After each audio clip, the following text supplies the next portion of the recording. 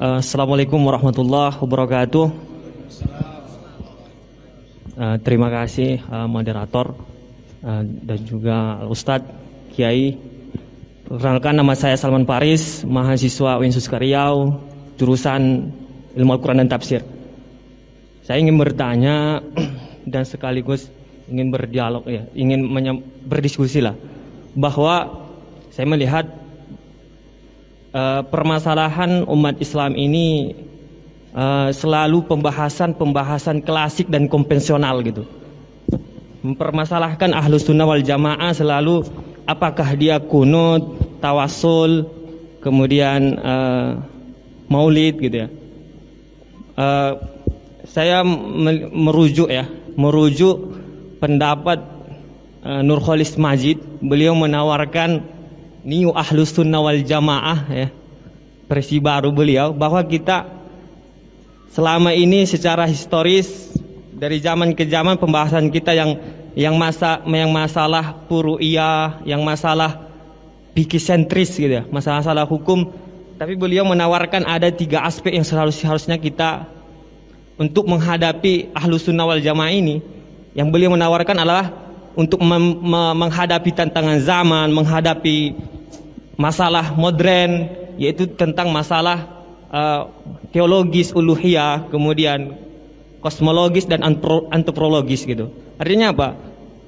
Saya melihat kalau masalah itu mungkin diberatkan, mungkin Islam di tubuh umat Islam itu sendiri tidak masalah yang konvensional dan klasik gitu. Apalagi kalau kita merujuk dengan konferensi pers internasional di Amman, Yordania, itu kan salah satu ulama-ulama dunia di situ hadir dan menyatakan sikap bahwa ada kalau dia bermazhab 4, kemudian mazhab Syiah Ja'fari dan Zaidi, kemudian mazhab Ibadi dan Zohiri, maka itu bagian dari umat Islam yang Ahlus Sunnah wal Jamaah dan tidak boleh mengkafirkan dan tidak boleh memburukkan dan saling menghargai begitu. Dan dalam konferensi itu hadir seluruh ulama Indonesia. Ya. Artinya apa? Jadi ingin mempertanyakan apakah permasalahan kita dalam Ahlus Sunnah wal Jamaah itu hanya menitik beratkan dengan masalah yang fikih gitu, masalah yang furu'iyah. Terima kasih, Pak.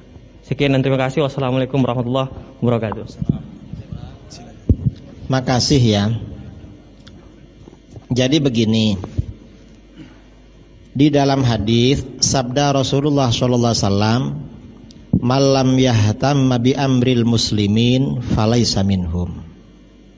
Siapa yang tidak peduli, siapa yang tidak perhatian dengan apa-apa yang menimpa kaum muslimin, maka dia bukan termasuk golongan mereka. Apa saja kalau membahayakan umat Islam, maka seorang muslim ini harus peduli. Pedulinya bagaimana? Kalau orang ahli ilmu menjelaskan hukum-hukumnya, kalau enggak berdosa. Sekarang ini umat Islam, tantangan yang dihadapi liberalisme pluralisme yang mengajak orang-orang menjadi kufur, termasuk nama yang saudara sebut, namanya Nurholis Majid. Kalau guru kami menyebut dia Nurholis Macet. Apa macet itu? Ya macet. Karena orang liberal dia yang menikahkan anaknya dengan laki-laki Yahudi di Amerika, dan itu sah. Gak bisa menjadi panutan. Kami disuruh ikut Nurholis Majid, ya gak mau ikut lah, karena kita gak mengakui hasil ijtihad dia. Dan masalah-masalah kita berbicara tentang kesesatan Wahabi, karena memang banyak orang yang terpengaruh Wahabi, terutama di Riau. Di Indonesia ini Wahabi itu paling subur di Riau. Di bawahnya Riau itu kemudian Padang dan Jambi. Ada segitiga di Indonesia: Riau, Sumbar, Jambi. Segitiga. Wahabi main-main di situ. Karenanya ya Ini harus kita ingatkan. Mengapa? Para ulama dulu begitu. Dulu di Mesir, penduduk Mesir itu sering menjelek-jelekkan Sayyidina Utsman bin Affan. Penduduk Mesir gak suka sama Sayyidina Utsman. Akhirnya ada kawannya Imam Malik, namanya Imam Al-Laits bin Sa'ad. Imam Al-Laits bin Sa'ad ini kemana-mana ceramah tentang hadis-hadis keutamaan Sayyidina Utsman. Akhirnya orang-orang gak ada yang menjelek-jelekan Sayyidina Utsman. Harus seperti itu. Lalu di daerah Syam ini di Syria, orang-orang menjelek-jelekan Sayyidina Ali. Lalu ada ulama siapa namanya kemana-mana ceramah hadis-hadis keutamaan Sayyidina Ali. Akhirnya orang gak berani. Sekarang ini di mana-mana ada kelompok yang suka menyesatkan, mengkafirkan umat Islam. Dan itu gak boleh saudara, dosa besar itu. Lalu kita ingatkan, ini golongan Wahabi, hati-hati jangan diikuti. Orang itu kalau terpengaruh Wahabi akan durhaka pada orang tua. Orang itu kalau ikut Syiah, ikut HTI, ikut Wahabi akan menjadi anak durhaka. Mengapa durhaka? Orang Wahabi itu akan mensyirikkan, menyesatkan kedua orang tuanya. Ada yang lebih durhaka daripada menyesatkan orang tuanya. Kalau orang tuanya syirik, berarti pernikahannya tidak sah. Berarti dia hasil dari perselingkuhan, perzinahan. Na'udzubillah min. Nah kita ingatkan, biar gak menjadi anak durhaka. Wahabi ini durhaka pada orang tua. Begitu orang tuanya meninggal, gak ada tahlil, gak ada doa, gak ada kenduri. Itu Wahabi. Padahal itu amalan sunnah saudara. Ini yang kita ingatkan. Jadi kita ini bukan perpecahan, tetapi memang ya di dalam hadis riwayat Imam Muslim, Rasulullah SAW bersabda, innahu may ya'ish ba'di fasayara ikhtilafan katsiran. Sesungguhnya siapa yang hidup sepeninggalku, nanti kalau aku meninggal orang-orang masih hidup akan melihat banyak perbedaan pendapat. Kalau pendapat berbeda-beda, kita ikut yang mana? Fa'alaikum bisunnati wa sunnatil khulafair rasyidin. Maka berpeganglah kalian kepada sunnahku dan sunnah khulafaur rasyidin. Para guru-guru kita, para ulama kita menjelaskan ini sesat, ini yang benar, ini aliran sesat, ini yang benar.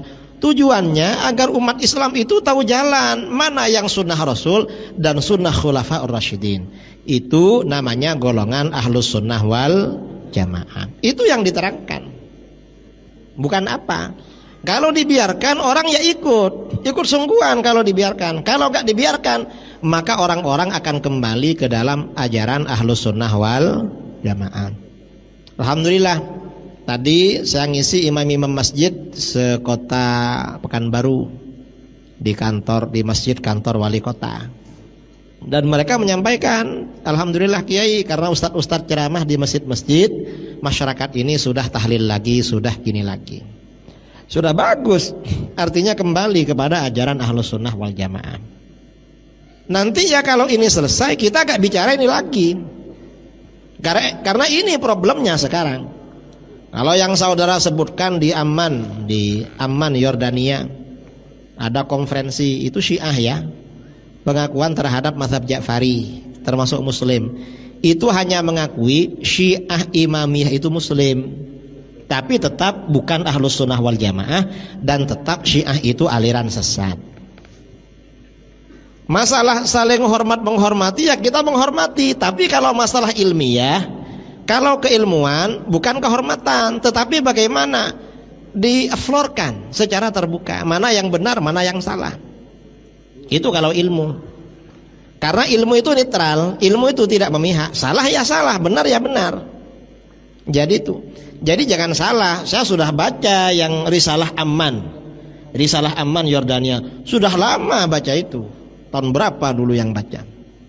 Sampai berdebat dengan Syiah masalah itu di Tanjung Balai Karimun tahun 2014, lalu di IAIN Jember tahun 2015. Saya sudah ketemu langsung dengan orang Syiah masalah itu.